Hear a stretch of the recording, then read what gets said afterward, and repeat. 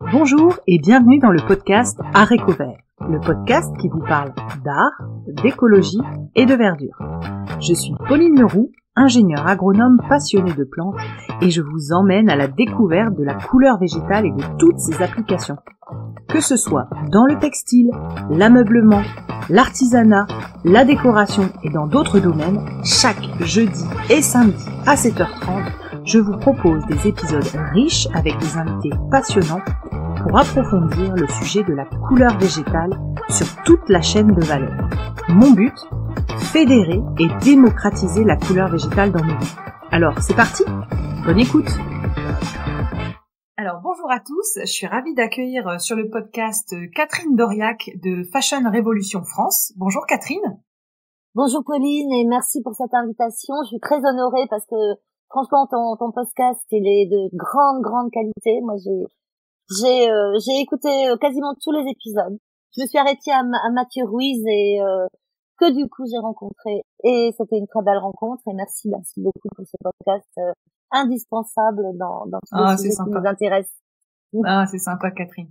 Alors du coup Catherine, moi je t'ai écrit comme une militante, mais j'aimerais que toi tu te présentes. Oui, là c'est un grand parcours parce que évidemment moi ça fait plus de 30 ans que je suis sur ces sujets de droits humains, de mode responsable, que je déteste appeler comme ça, mais bon, la mode est-elle responsable? Ah ben non, la mode n'est pas responsable, la vie est responsable, mais en même temps, bon, c'est difficile de qualifier un objet d'un qualificatif humain. Donc, moi je préfère parler de mode libre, libre des contraintes du capitalisme, libre des contraintes de la publicité. Ça c'est vraiment un gros sujet. Libre aussi des contraintes de l'extraction et du profit. Donc voilà, en gros, ça fait 30 ans que je suis autour de ces sujets. Je suis journaliste, donc je me définirais en deux mots. Je ne vais pas parler de tout mon parcours, mais en deux mots, je dirais que je suis quelqu'un de curieux et très attaché à la justice et notamment la justice sociale. Donc mon parcours, j'ai fait des études d'anthropologie et d'archéologie et je me suis destinée à la mode par amour du textile et puis parce que dans ma famille, les femmes étaient très souvent couturières, mon arrière-grand-mère notamment, et quand j'étais petite, on apprenait tous ces savoir-faire et tous ces savoir-faire qui m'ont rattrapée à l'âge adulte. Alors, est-ce que tu peux nous expliquer, pour des gens qui ont déjà entendu parler de Fashion Révolution France ou qui pensent savoir, est-ce que tu peux nous reposer la genèse de Fashion Révolution France, nous dire un peu les grandes dates, le lieu, les actions et les personnes pour que les auditeurs comprennent bien de quoi on va parler? Oui, alors Fashion Révolution est un mouvement mondial. C'est une ONG, donc la maison mère est en Angleterre. C'est parti d'Angleterre le 24 avril 2013, le jour de l'effondrement du Rana Plaza, avec le hashtag Who Made My Clothes, qui a fabriqué mes vêtements. C'était très important à l'époque, c'était une grosse catastrophe, 1138 morts, 2500 blessés, un immeuble qui s'effondre sur lui-même, constitué d'ateliers de fabrication à Dhaka au Bangladesh. Et en fait, sont deux créatrices anglaises, Ursula De Castro et Carrie Somers, qui travaillaient déjà sur des sujets de recyclage, déjà très en amont, depuis la fin des années 90, l'une et l'autre.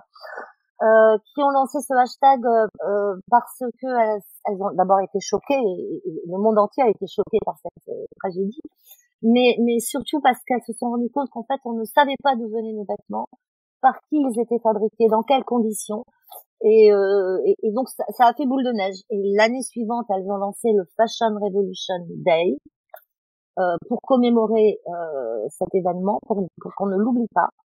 Ce Fashion Revolution Day est devenu une Fashion Revolution Week à partir de 2015. 77 pays se sont mobilisés. Aujourd'hui, il y a 18 bureaux officiels dont la France fait partie, mais il y a aussi beaucoup de collectifs, notamment dans les pays producteurs en Asie, mais aussi en Amérique du Sud et en Afrique. Nos sujets de prédilection, c'est les droits humains en premier. Pourquoi est-ce que les gens sont si mal respectées dans la chaîne de valeur textile, qui est très opaque, hein, qui est très longue et très opaque. Pourquoi est-ce que les ouvrières, parce que 80% des ouvriers et ouvrières sont des femmes, subissent-elles des harcèlements moraux, mais aussi physiques dans les usines? Comment est-ce qu'on arrache les enfants à l'école, des enfants de 12, 13 ans, pour les mettre dans les usines? Voilà, tout ça, c'est des sujets qui intéressent d'autres ONG que la nôtre, mais nous, on est vraiment axés sur le textile. Alors le textile dans la mode, bien sûr, hein, puisque c'est la plus grande partie du textile mondial, c'est pour la mode, mais pas seulement. Nous, en France, on a commencé à lancer le hashtag What's in my home, qui est donc au textile qui nous entoure dans nos habitats, dans les hôtels, dans tous les lieux publics, pour poser la question de la toxicité des matières premières qu'on emploie. D'accord. Et alors aujourd'hui, donc Fashion Revolution, c'est un mouvement donc du coup mondial. On a une grosse place en France aussi sur ce mouvement. Il y a combien de personnes qui travaillent dans cette ONG environ?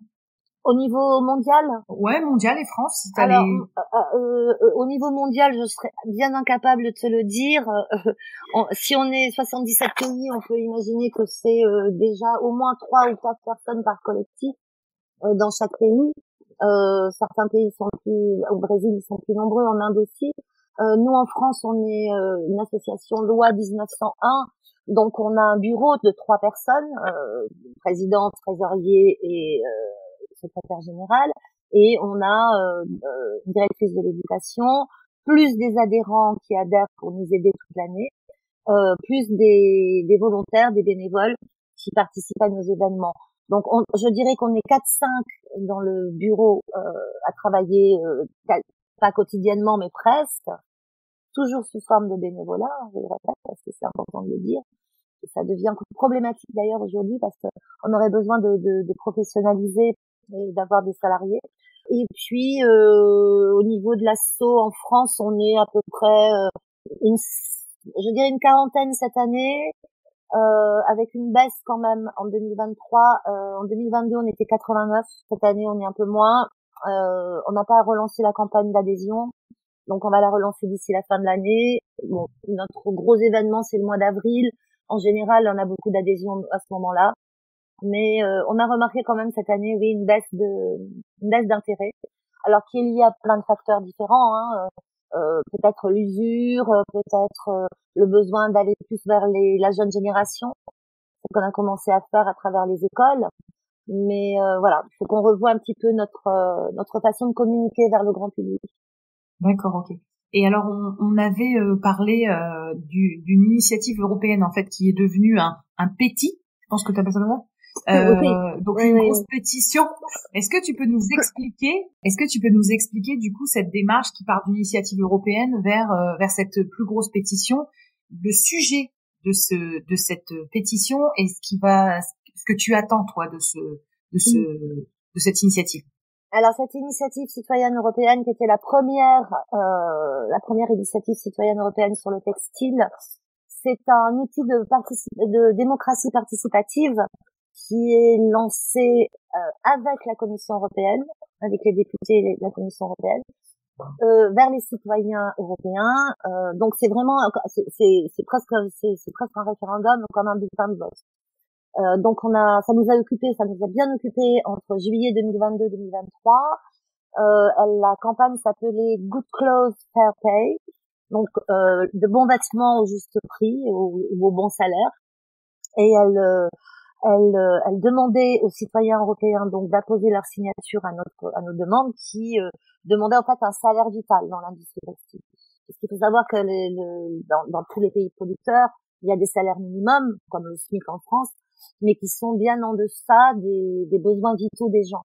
Au Bangladesh, par exemple, le salaire minimum est de 85 €, équivalent euros, alors qu'il devrait être de 340. Donc c'est parfois 4 à 5 fois moins que ce dont les gens ont besoin pour mener une existence normale, décente, c'est-à-dire envoyer ses enfants à l'école notamment, se nourrir correctement, s'habiller, se loger, aller voir le médecin, se former pour évoluer dans sa profession, et surtout le point important, c'est de pouvoir mettre un petit peu d'argent de côté à la fin de l'année pour pouvoir pallier aux problématiques, aux problèmes de vie qui peuvent survenir. Et voilà.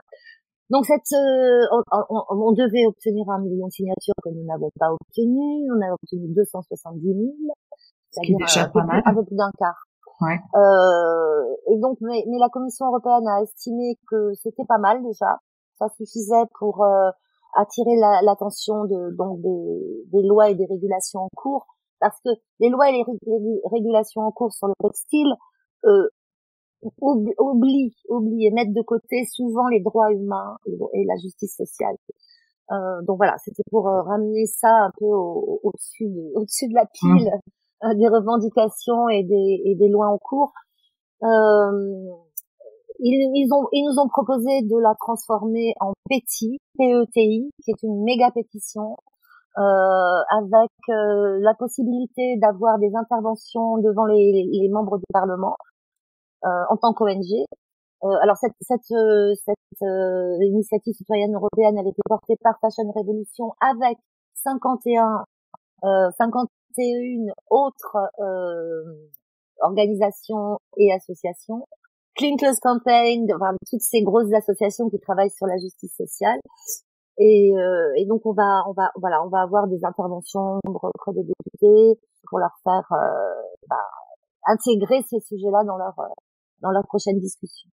Alors évidemment, bien sûr, on a des élections en juin, donc ça va rebattre un peu la donne, mais on garde l'espoir quand même de voir ces sujets discutés. Et ça bouge quand même pas mal sur la mode dans les textes de loi, dans tu vois la loi AGEC, les nouvelles lois sur l'environnement, mais pour le textile, je trouve que ça s'est largement activé et que effectivement, si vous pouvez bénéficier, comme tu dis, on parle beaucoup d'environnement, on parle beaucoup de traçabilité, de labels, etc. Mais il faudrait pas oublier les travailleurs et les hommes, que tu rappelles, et le rôle de votre ONG. Non mais tu vois, mais c'est vrai que je trouve que l'actualité textile réglementaire est particulièrement chargée, et j'ai quand même le sentiment des échanges que j'ai pu avoir avec les acteurs que la France est quand même plutôt un pays qui tire un peu en avance toute l'Europe. Oui. Je sais pas ce que t'en penses, et si tu peux me faire un petit Alors oui, la France est leader, notamment avec la loi sur le devoir de diligence qui a été de vigilance. C'est due diligence en anglais, c'est pour ça que je switch. La loi sur le devoir de vigilance qui a été promulguée en 2017, suite au Rana Plaza, ça a été porté par un député français. Elle est en cours d'actualisation au niveau européen. Alors c'est entre les pays producteurs européens, les pays donneurs d'ordre, il y a des bisbises, et le problème c'est qu'il faut que tout le monde soit d'accord, donc ça prend du temps. Mais c'est une loi qui va porter sur la sécurité dans les bâtiments et sur le devoir de vigilance des entreprises, des grosses entreprises, en fait. Pas des petites, des grosses, attention. Ensuite, on a eu la loi AGEC, qui est une loi quand même qui date d'il y a plusieurs années sur le secteur alimentaire, l'interdiction de détruire les invendus, et qui a donc été promulguée en 2020 d'abord, et puis appliquée en 2022 sur les autres secteurs, notamment le secteur textile et de l'habillement. Parce que textile, habillement, il y a aussi le cuir, il y a aussi les accessoires, les chaussures, c'est un peu plus complexe que simplement le textile. Donc cette loi, elle est en cours aussi de négociation européenne. Elle est quand même impactante, dans le sens où tu peux plus détruire tes vêtements, tu dois être plus transparent, tu dois être plus transparent dans tes matières, tu dois tracer tous les rangs. Donc ça, c'est aussi la loi Sapin 2, devoir de vigilance, tous les rangs, etc. Mais indiquer le pays du made in, je crois. Tu sais, alors il y a plusieurs. En plus, en fait, il y a plusieurs lois. Il y a la loi sur l'affichage environnemental. Il y a, alors ça, c'est une usine à gaz. Je l'ai vécu sur l'alimentaire, alors oui, te le dire. C'est ça, tout est une usine à gaz en fait. Donc comment dire, les pays ne sont pas d'accord. Il se trouve que par exemple le polyester aurait la lettre A, alors qu'on sait que le polyester c'est complètement ravageur.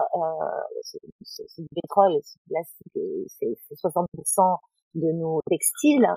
Pas seulement, tout textile confondu bien sûr, hein, pas simplement pour des vêtements, mais c'est quand même beaucoup de vêtements. Mais on a aussi du textile dans les voitures, on a aussi du textile, des géotextiles qu'on met sur la terre dans certaines exploitations, etc. Donc ça regroupe quand même pas mal de domaines. Mais bon, voilà, la problématique, c'est qu'il faudrait décarboner.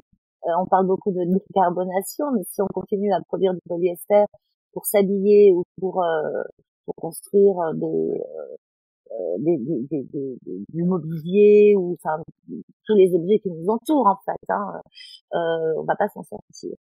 Donc voilà, c'est compliqué. Il y a beaucoup de gens qui sont autour de la table pour tout ça. Nous on attend, on regarde, on inspecte, on surveille.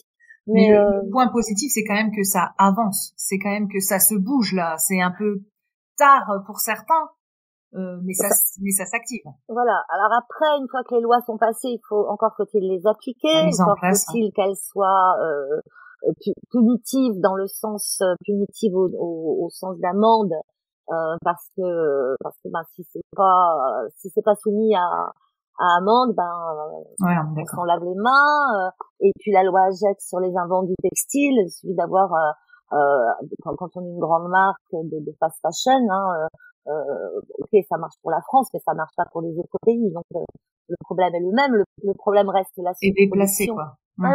Le problème reste la surproduction et qui implique une surconsommation. Ça, c'est vraiment deux soucis majeurs dans notre industrie.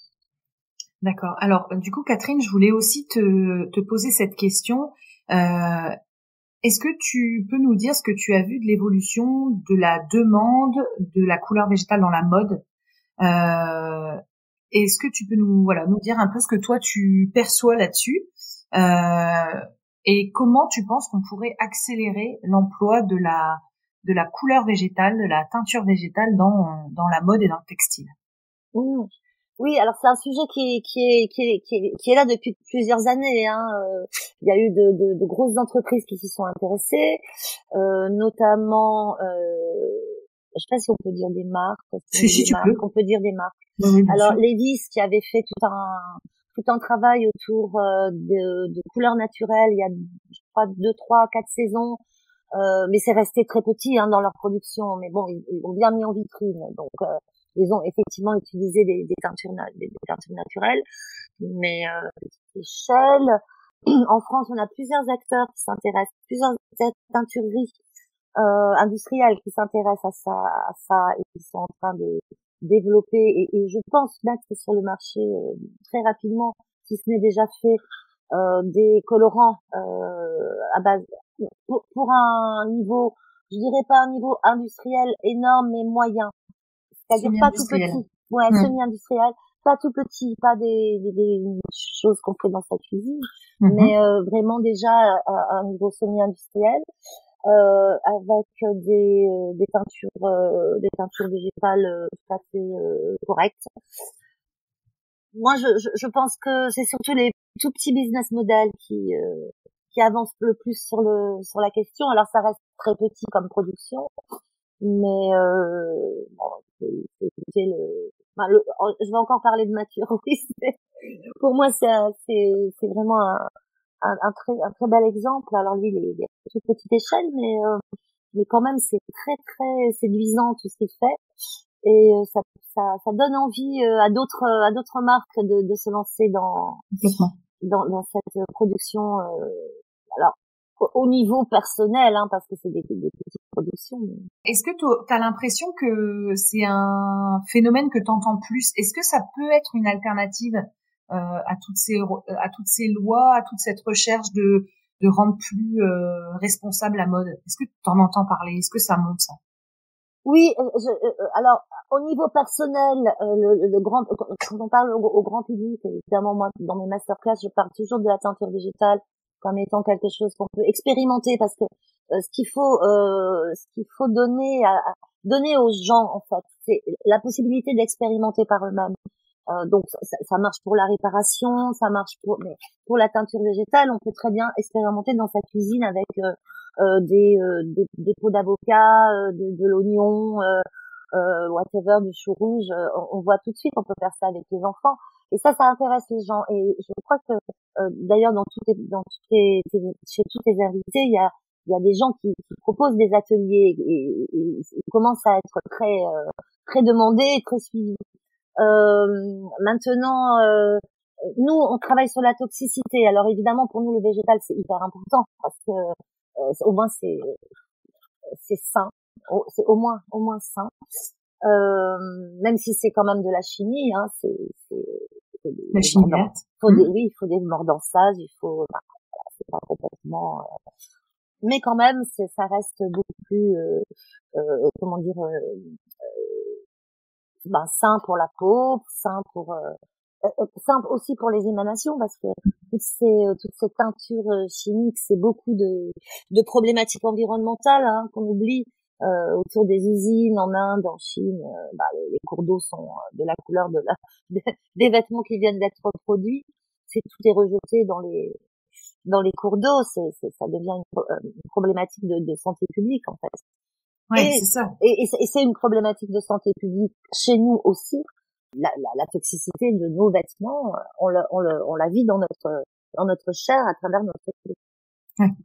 Ouais, et c'est un point commun que, tu sais, sur le podcast Haricot Vert, on essaye de recevoir toutes les branches de la couleur végétale, donc la coloration capillaire, la savonnerie, etc., etc. Et en fait, le point commun à tout ça, c'est que toutes les teintures de synthèse procurent des allergies chez les personnes pour la peau, des maladies. Et en fait, la couleur végétale est une alternative, tu vois, notamment pour la coloration capillaire. Tous les coiffeurs qui doivent arrêter leur formation parce qu'ils déclarent des allergies, en fait peuvent aller et découvrent souvent parfois la coloration capillaire végétale par ce biais-là. Et c'est un peu la même chose dans la teinture. Et l'invité qui nous a le plus ouvert les yeux là-dessus, c'est Audrey Millet, qui est venue parler dans l'épisode 24 de son livre, Le Livre Noir de la mode. Et en fait, elle nous a fait prendre conscience de l'impact absolu de la mode, de sa toxicité sur la santé. Bien sûr. Mais alors, de ceux qui les portent, mais surtout de ceux qui les fabriquent. Et souvent dans des pays plus éloignés, donc on a l'impression que c'est pas sous nos yeux, donc voilà, hein, tu vois ce que je veux dire. Oui. Dans son rapport là, qui est paru en janvier, moi j'étais à la Commission européenne quand elle l'a présenté en direct. Elle dit bien qu'il y a plus de 8000 substances chimiques dans nos vêtements, ce qui est absolument faramineux. On peut même pas imaginer quoi, mais oui, il y a 8000 produits toxiques qui se baladent, mais c'est pas simplement sujet des produits qui provoquent des allergies, ça peut provoquer aussi des perturbations endocriniennes, donc un manque de fertilité dans les jeunes générations. C'est exponentiel en fait. Et oui, je vous conseille d'aller lire son rapport. Il est en anglais, ok, mais il est disponible sur le site de la députée Saskia Bricmont, députée belge, Europe Écologie, écologie.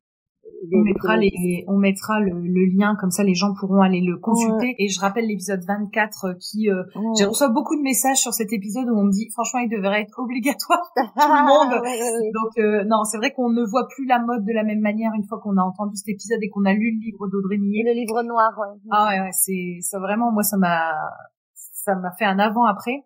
Ce que je voulais moi voir avec toi, c'est un sentiment que j'ai. Donc moi j'ai travaillé dans l'alimentaire sur tous les sujets de traçabilité, devoir de vigilance, toutes les problématiques de sourcing, de tous ces sujets-là, mais alimentaires. Et en fait, j'ai un peu le sentiment qu'il y a énormément de parallèles qu'on peut faire avec ce qui se passe aujourd'hui dans le textile, c'est-à-dire on a l'impression qu'on découvre, même si ça date pas d'hier et qu'il y a eu des lanceurs d'alerte, etc.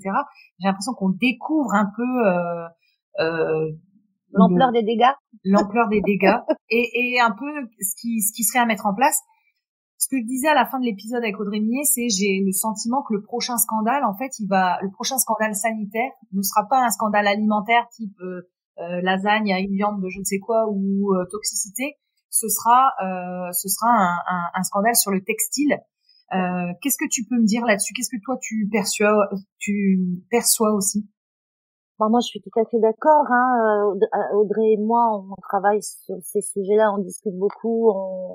On a une amitié maintenant de 3-4 années, et donc on parle quasiment que de ça.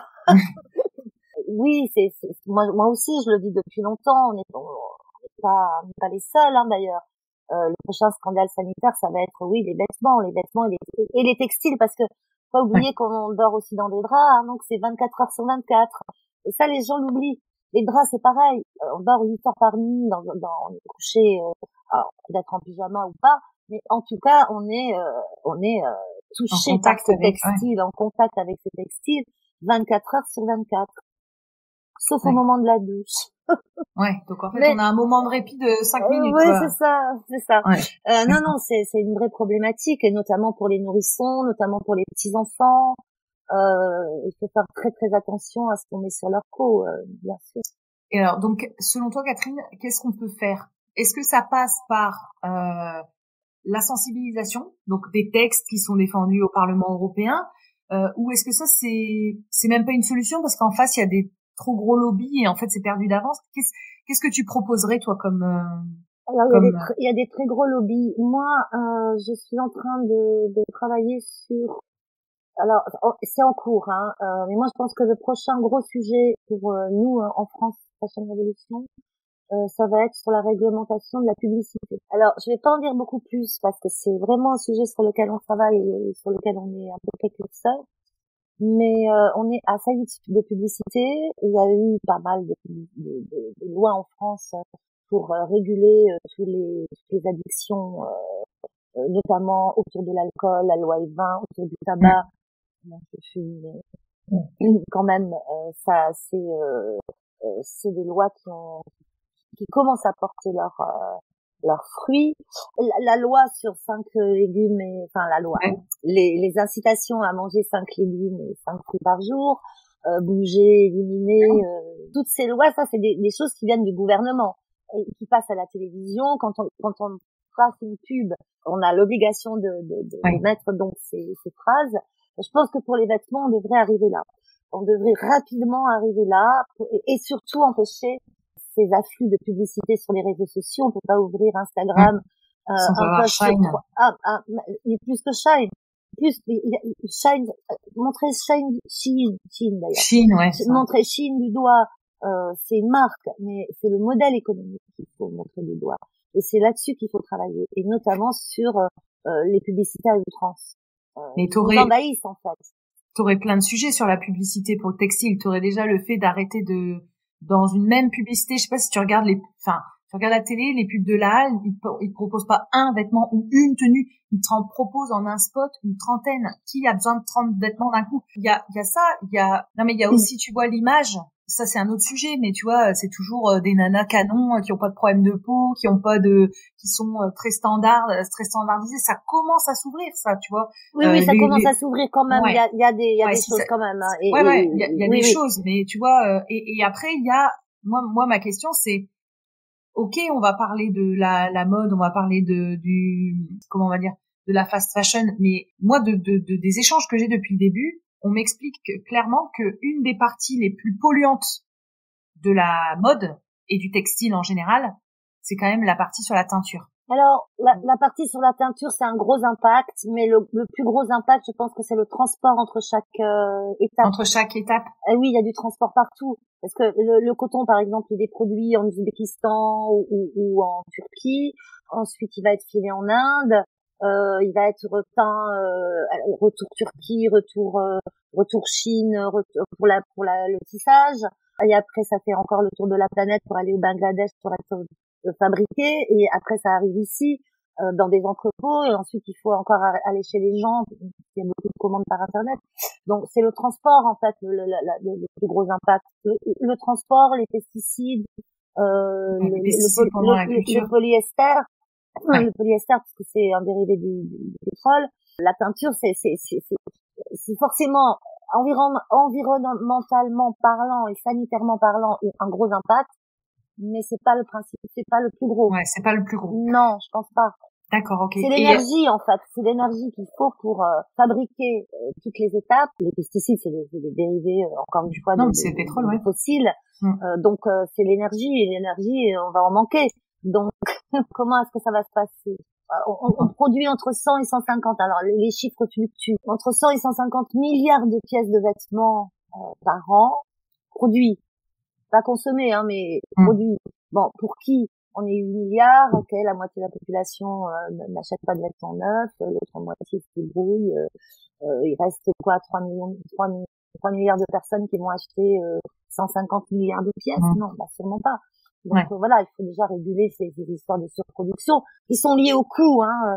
C'est lié au profit, c'est le système capitaliste dans lequel on est et qu'il faudrait juste quitter, mais bon. Voilà, c'est pas l'ordre du jour, j'ai l'impression.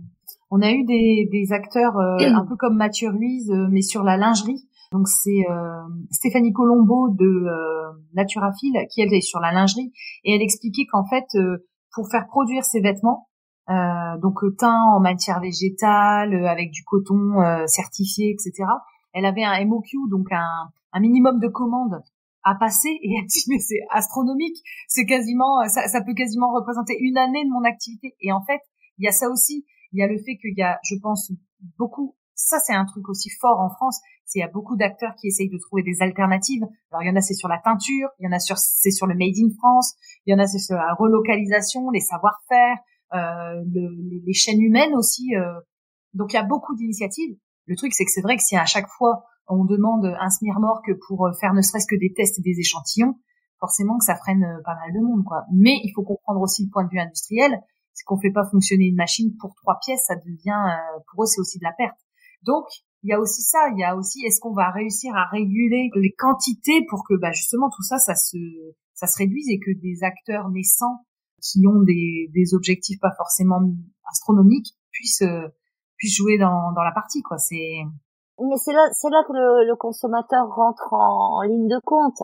Si on choisit d'avoir une consommation sobre, alors que ce soit moins acheter, simplement bien trier son armoire, regarder ce dont on a besoin et pas ce dont on a envie au moment T, au moment M, je sais jamais comment on dit, c'est-à-dire en passant devant une vitrine ou sur un site internet ou sur une publicité Instagram ou TikTok ou je ne sais quoi. Si on réfléchit à sa consommation et si on se dit ok, j'ai besoin de telle pièce, maintenant je vais aller chercher la bonne pièce près de chez moi, faite dans de bonnes conditions. Alors ça demande un peu plus de temps et de budget. Alors de budget, pas forcément, parce que si on achète 4 ou 5 t-shirts à 5 € ou un t-shirt à 25 €, le budget est le même. Mais dans ta tête, c'est pas la même chose. Je pense que ça joue pas la même chose. Ouais. C'est ça, exactement. Alors sur les grosses pièces, par exemple un jean, est-ce qu'on a besoin d'avoir 15-20 jeans dans son placard? Non, je crois pas. Est-ce qu'on a le temps de les porter? Même pas. De toute façon, au bout de 3 ou 4 lavages, ils sont déformés. Il vaut mieux acheter une belle pièce. Mais ça, c'est dans l'idéal. Du meilleur des mondes. Mais il y a beaucoup de, comme je disais tout à l'heure, des initiatives. Tu vois, il y a la marque La 8e fois, je sais pas si t'en as entendu parler, qui propose des vêtements, tu sais, où tu peux ajuster de 3 tailles. C'est-à-dire que t'as un vêtement qui est évolutif, genre notamment pour les femmes enceintes. Ça veut dire que ça s'ajuste par des systèmes de design textile. Vraiment, ils ont réfléchi à des trucs intelligents. T'as plein de démarches comme ça qui favorisent des vêtements. Alors j'ai perdu le terme, mais transformables. Ouais, transformables, ou même tu vois des vêtements de seconde main et de qualité, genre des bons jeans de qualité qui sont pas rafistolés, mais c'est un peu ça que j'avais envie de dire. Customisés. Exactement. Tu vois, on recoud ce qui est à recoudre, on remet un peu le truc. Mais tout à fait, tu as raison. Il y a plein de marques de petits business models qui naissent là depuis 2-3 ans autour de l'upcycling, autour de la réparation visible ou pas, autour même des vêtements transformables. Il suffit de penser un vêtement pour qu'il soit réversible, et du coup on a deux vêtements à la place d'un. Et ça, c'est possible de le faire sur pas mal de pièces. Ouais, donc les solutions sont là maintenant. En travaillant les doublures, en travaillant, oui, bien sûr.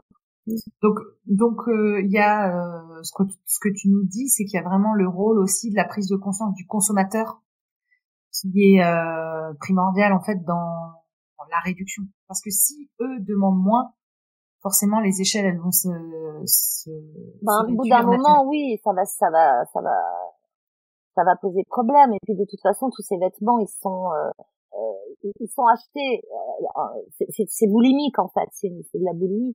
Donc ils sont achetés, ils sont revendus sur Vinted ou ailleurs, ou Boncoin ou je ne sais quoi, mais au bout du compte ça n'arrête pas la frénésie. En fait, ce qu'il faudrait arrêter, ce qu'il faudrait proposer plus, c'est la sobriété en fait. Je pense qu'on va vers ça. On va, soit on y va de notre plein gré, soit on va y aller contraint. Donc il vaut mieux choisir les choses. Mais c'est compliqué de proposer. Tu vois, j'essaye de me dire les gens qui sont intéressés sur le sujet, sont déjà dans une démarche, tu vois, les démarches zéro déchet, les démarches réduction d'impact sur l'environnement, le tri, tout ça. Les gens qui sont sensibles à ça, ils vont naturellement réfléchir, et ça date pas d'hier. Il y a plein de gens qui font attention à ce qu'ils mettent comme vêtements, ce qu'ils donnent à leurs enfants, la seconde main, etc. Mais comment tu veux prôner un message de sobriété dans un monde qui a été construit sur le rêve? Enfin, tu vois, toutes les pubs de mode et tous les. Il y a un problème. C'est ça, tu vois. C'est bien notre futur cheval de bataille. Ouais, d'accord. Et okay, oui. Donc il y a un travail parallèle, c'est le consommateur, qui fait déjà, mais qui peut faire plus. Et il y a aussi toutes ces tentations qui pourraient être un peu réduites, rationalisées et un peu plus sobres, on va dire. D'accord, ok, je comprends. Oui, sobriété heureuse. Sobriété non, heureuse. mais c'est difficile à entendre, je suis d'accord. Non, mais tu vois, j'essaye de me dire, est-ce que c'est facilement est-ce que c'est facilement entendable? Non, parce que là, pour ça il faut lire Sébastien Boer, le bug humain, où il raconte l'histoire du striatum là qu'on a dans le cerveau, là, la petite bestiole qu'on a dans le cerveau, et qui nous pousse à, qui est presque reptilienne, ça nous pousse à acheter, ça nous pousse à obtenir le petit shoot de dopamine. Ouais, la satisfaction. Et d'ailleurs, je sais qu'il vient de, alors ça c'était le bug humain en 2019. Il expliquait ça, c'est un neuroscientifique. Et là, il vient de ressortir un livre. Il vient de sortir un livre qui s'appelle Le Striatum. D'accord. On va aller encore un peu plus loin dans cette histoire-là. Et moi, je suis fan absolue de ce chercheur. D'accord, ok. Donc une bonne recommandation de lecture. Catherine, si tu le veux bien, j'aimerais qu'on arrive sur les questions rapides, un peu ping-pong. Pour toi, quelles sont les personnes inspirantes ou les marques inspirantes que tu trouves qui vont dans le bon sens? Alors, en premier, je dirais Marthe Paris. Marthe Paris, c'est une collection de robes très sobres, dans de très belles matières, notamment de la laine française. C'est un modèle économique qui est basé sur la semi-mesure, c'est-à-dire que elle produit des prototypes qu'on vient essayer, et ensuite qu'on commande et qu'on aura 6 semaines plus tard, mais à ses exactes mesures. Donc, Véronique Juillet, donc, est la créatrice. Si tu as envie de l'interviewer, elle aura beaucoup de choses à dire sur les matières naturelles, notamment laine et lin. Elle travaille avec ces deux matières-là. C'est du Made in France, bien sûr. Travaille au plus près de ces modèles. D'accord. D'autres marques, alors il y en a plein, hein. Il y a plein de petites marques qui sont nées depuis 2-3 ans. Pour la lingerie, je pense à la Partisienne, alors la Partisienne, c'est de la lingerie vintage fabriquée à partir de stocks dormants. Donc tout est, voilà, il y a pas de nouvelles matières produites. Vient d'ouvrir une boutique dans le 17e avec Dance Fiber, qui est une marque de vêtements de danse en fibres naturelles, 100% naturelles. Très joli aussi. Après, pour les jeans, c'est quand même le denim, c'est quand même un gros sujet. Donc moi, je suis fan du denim en lin. J'adore le lin, tout le monde le sait, hein, c'est pas quand c'est fait. Mais on a quand même 3 ou 4 belles marques en France qui font du denim de lin, produit très près de chez nous, made in France bien sûr. Le lin, c'est notre fibre végétale. La France est le premier producteur mondial. Donc là, on a le Gaulois Jean, on a Atelier Tuffery, on a Davidao et sinon 1083 que tout le monde ne présente plus, qui lui travaille à partir de coton, mais avec une production de coton en France dernièrement. Alors c'est des petites quantités bien sûr, hein, mais il est possible de faire pousser du coton en France. Ouais. Donc voilà. Donc à suivre de près, à regarder, et puis se précipiter sur les sites internet quand ils lancent les pièces, parce que c'est à chaque fois toutes ces marques-là, c'est des productions assez réduites. D'accord, ok. Est-ce qu'aujourd'hui, pour toi, il y a quelqu'un qui fédère autour du sujet de la teinture végétale que tu as envie de mentionner? Alors, moi j'en avais plein, mais tu les as déjà interviewés. J'aime beaucoup Pérégrine, j'aime beaucoup Mathieu Ruiz, encore une fois, 3e, coucou Mathieu. la marque Hall, alors c'est plus de la décoration, mais elle fait un gros travail quand même vers le grand public, donc ça c'est important. Et bien rappeler aux gens, oui, pour les teintures capillaires, de privilégier les teintures végétales, bien sûr. Évidemment. On a fait 7 épisodes là. Je sais, je les ai tous écoutés. Non, mais là, il y en a encore il y en a qui arrivent. Ah ouais, il y en a qui arrivent et avec des gros acteurs européens. Et franchement, je pense qu'à la fin de ces épisodes, il n'y a plus personne dans les auditeurs qui fera une teinture synthétique, je pense. Une coloration, pardon. Ça touche notre cerveau, quoi. Ça passe directement. Moi, je suis adepte de la teinture végétale. Et franchement, je pense que ma couleur est magnifique. Donc, oui, on fait ce qu'on veut, hein. En mélangeant tous les pigments, on obtient des teintes formidables, et c'est très important. Et au niveau de la cosmétique aussi, bien sûr, évidemment. Alors, est-ce que tu peux nous dire, si tu étais une plante tinctoriale, laquelle tu serais et pourquoi? La garance. La garance. Parce que je suis rousse et que j'ai une petite tendance à être rouge aussi. D'accord, ok. Bon, ta fibre de prédilection, on la pose quand même, mais on a compris. Le lin. Ouais. Donc tu et le chanvre. Le chanvre, parce que le chanvre textile français revient. Et donc ça, c'est une très très bonne nouvelle. Ouais, on a eu Virgocop, mais je pense qu'il faut que je les réinvite pour la partie teinture. Oui, avec la filature du parc. C'est ça, exactement. Alors, j'avais d'autres questions. Est-ce que tu as une autre recommandation de livre autre que Sébastien Boer, un livre qui toi t'a marqué dans ton parcours? Moi je vais te le montrer, hein, regarde. Il vient de sortir. Il vient de sortir. C'est toute l'histoire du lin, fibre de civilisation, depuis les Égyptiens jusqu'à nos jours, dans toutes ses applications. Il est paru chez Actes Sud. Alors justement, il y a un de mes articles sur le lin, sur les jeans en lin. Ah top.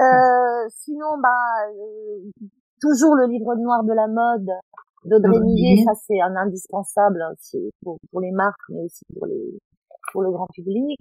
Qu'est-ce que Sébastien Boer, ça c'est plus de la neuroscience. Qu'est-ce que j'aurais envie de vous... Ah oui, tiens, celui-là. Alors, je l'ai pas encore lu. C'est Santé planétaire. D'accord. C'est un gros livre, hein. Mais c'est un gros livre, mais qui se lit pas comme un roman, qui se lit par des entrées. Soigner le vivant pour soigner notre santé, avec une préface de Marie-Monique Robin. On y parle de tout, hein. On parle d'urbanisme, on parle évidemment, bien sûr, de plantes et de nutrition, mais soigner les humains, soigner la planète. Ça, je pense que c'est le gros sujet aujourd'hui, c'est la régénération. Donc, régénérer les sols, parce que nos sols sont morts. Donc, je pense que dans quelques années, on pourra plus rien faire pousser dessus, même à grand renfort de phytosanitaires et de pesticides. Donc, oui, soigner, régénérer nos relations sociales et nos relations internationales, hein. Faire un dessin, là, je pense qu'aujourd'hui, la paix dans le monde, c'est un gros sujet aussi. Il va falloir s'accrocher. Est-ce que Catherine, je peux te poser la question de quel est ton rêve pour la filière textile demain, textile au sens large, vêtements et autres. Qu'est-ce que toi tu aimerais voir comme changement? Alors moi, j'aimerais voir un virage allez, on va pas dire 360 parce que ça serait revenir au point de départ, mais au moins 180 degrés, avec déjà une production apaisée et surtout, peut-être réinvestir avec plus de créativité nos vestiaires, que chacun se prenne en main et mette toute sa créativité d'être humain pour avoir un vestiaire qui lui ressemble, pas un gros bordel plein de pétrole. C'est un vœu pieux, hein. Est-ce que tu as quelqu'un que tu souhaiterais nous recommander pour passer le micro, qui continue à sensibiliser sur des sujets tels que ceux qu'on a abordés? À qui tu penses? Alors, pas forcément sur la teinture végétale, parce que là, je crois que ton panel, il est presque complet. Ah non, j'en ai encore plein. C'est vrai? Ah ouais, franchement, j'ai des listes. Génial, parce que moi, franchement, c'est un pur bonheur. Mais peut-être sur la matière première, peut-être Marie de Mag de l'Alliance du lin et du chanvre européen, qui elle travaille sur toute la partie textile et RSE, qui vous expliquerait très très bien ce qu'est cette fibre et pourquoi il faut la privilégier aujourd'hui dans la mode. Dans la mode ou la déco, hein, c'est pareil. Hein. D'accord. Marie de Meg, ouais, je pourrais te donner son contact. Ouais, ce serait sympa. Eh ben écoute, il me reste plus qu'à te remercier chaleureusement pour ta participation, ton témoignage et d'être venu porter les couleurs de Fashion Révolution France sur le podcast Areco Vert. Merci Catherine. Merci Pauline. Je vous invite à me rejoindre sur ma page Instagram Areco Vert, ARTECOVERT, pour y découvrir le nom des prochains invités. Je me permets de vous rappeler que la seule manière de soutenir ce podcast est de le noter et le commenter sur la plateforme d'écoute de votre choix.